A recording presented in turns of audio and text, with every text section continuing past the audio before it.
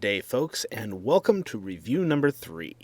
Today we are continuing our look at the Wave 1 Voyager class of the Transformers Prime Robots in Disguise line. This time we'll be taking a closer look at Megatron. Megatron comes packaged in robot mode, and his packaging prominently displays his weaponry, which is the gimmick in this line. And you can do a little try me. You see part of the gimmick here is this light, which we'll talk a little bit more about later. The back of the box features your typical box art showing the robot mode and alternate mode, along with some artwork for Transformers Prime and a sticker advertising the hub. One thing that I thought was a little funny on this one was press and hold to convert fusion cannon to mighty sword. On the side of the box we have a brief story about Megatron's rise to power and the typical tech specs. As we've seen with this series, this line was going to be numbered, so this is Series 1002. The robot mode is very solid, however it's limited in posability when compared to Prime. There's no ankle swivel or ankle tilt, so you can't have his legs too far apart. Although his head is on a ball joint, because of his short neck, the range of motion on it is pretty limited.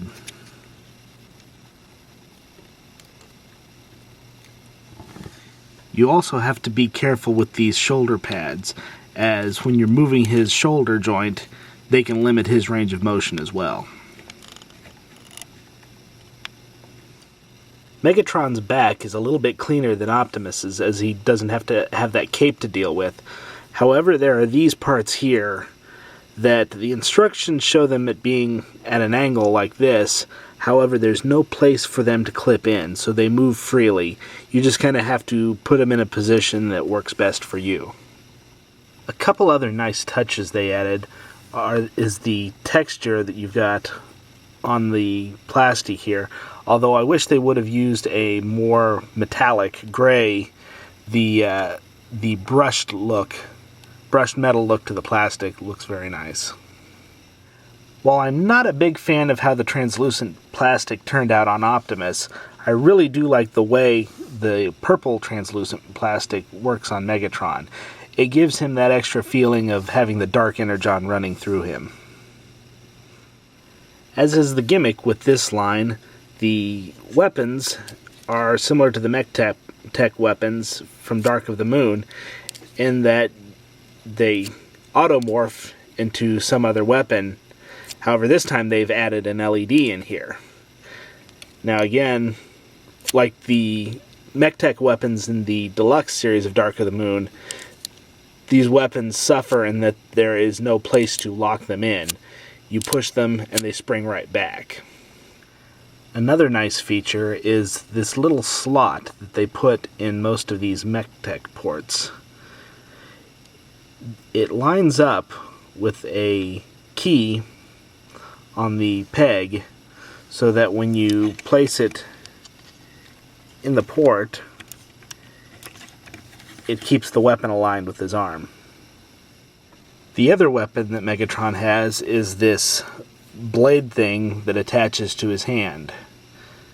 Again, like Optimus's sword, it's made from a much more solid plastic than we've seen a lot of sharp objects made with in the last few years. Now let's take a look at Megatron's transformation. The transformation for Megatron is not nearly as straightforward as the transformation for Optimus.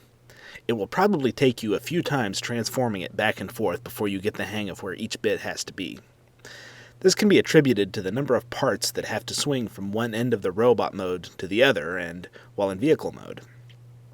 I have also found that Transformers that use a non-traditional alt mode, such as many of the movie line Decepticons, tend to have less intuitive transformation processes in general. This can be a plus for some or a minus for others.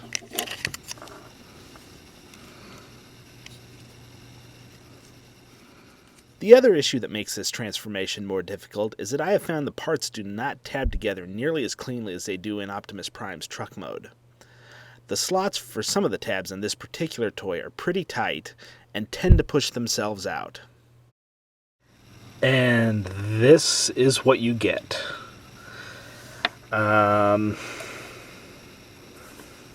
Well, it looks absolutely nothing like the sleek Cybertronian jet that Megatron turns into on the show.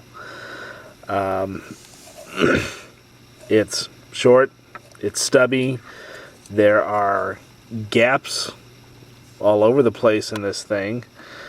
There is nothing on the bottom as far as landing gear, like on a lot of jets, Transformers we see, where they have at least the little wheels that, even if they're fake wheels, that will pop out so it's not scraping the whole thing on the bottom.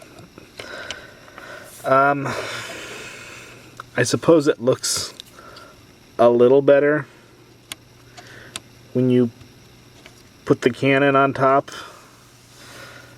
No, not really. I don't know what to say about this alt mode. It's pretty bad.